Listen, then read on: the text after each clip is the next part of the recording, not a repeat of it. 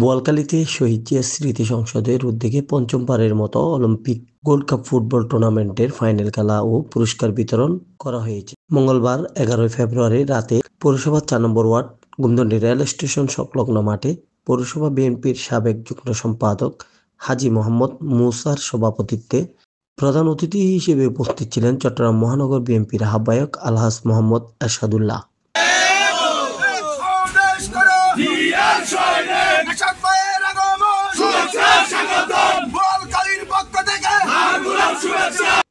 খেলার উদ্বোধক হিসেবে উপস্থিত ছিলেন দক্ষিণ জেলা যুব দলের সহসভাপতি শফিকুল ইসলাম শাহীন।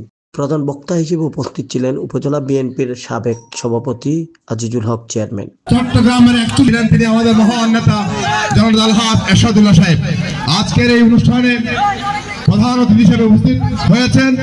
পৌরসভা বিএনপির সহসভাপতি মোহাম্মদ কামাল উদ্দিন ও এম এ সালামের যৌথ সঞ্চালনায় বিশেষ অতিথি হিসেবে উপস্থিত ছিলেন বোয়ালখালী উপজেলা বিএনপির সাবেক আহ্বায়ক শওকত আলম। এতে অন্যান্যদের মধ্যে আরো উপস্থিত ছিলেন আবুল হাশেম, নুরুল কবির নুরু, সরওয়ার আলমগীর, মাহমুদুর রহমান বাচ্চু, জয়নাল আবেদিন শিকদার, এম এন করিম, মঈনুদ্দিন জনি, হাজী আবু আক্তার, মোহাম্মদ লোকমান, আকরাম হোসেন দুলাল।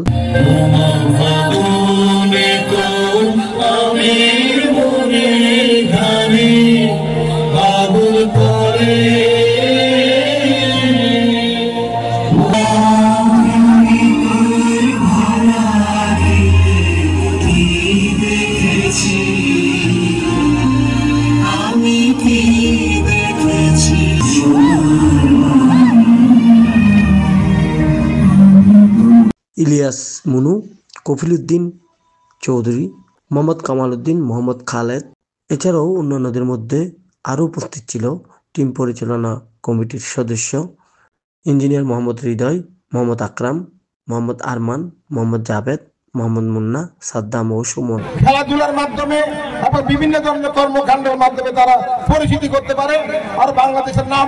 খেলায় দি কিং অফ রহাইপাড়া বনাম পটিয়া বড়বাড়ি রাইজিং স্টার প্রতিদ্বন্দ্বিতা করে।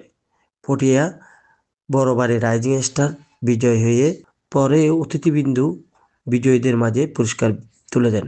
এরপর সরকারের পতনের পর বাংলাদেশে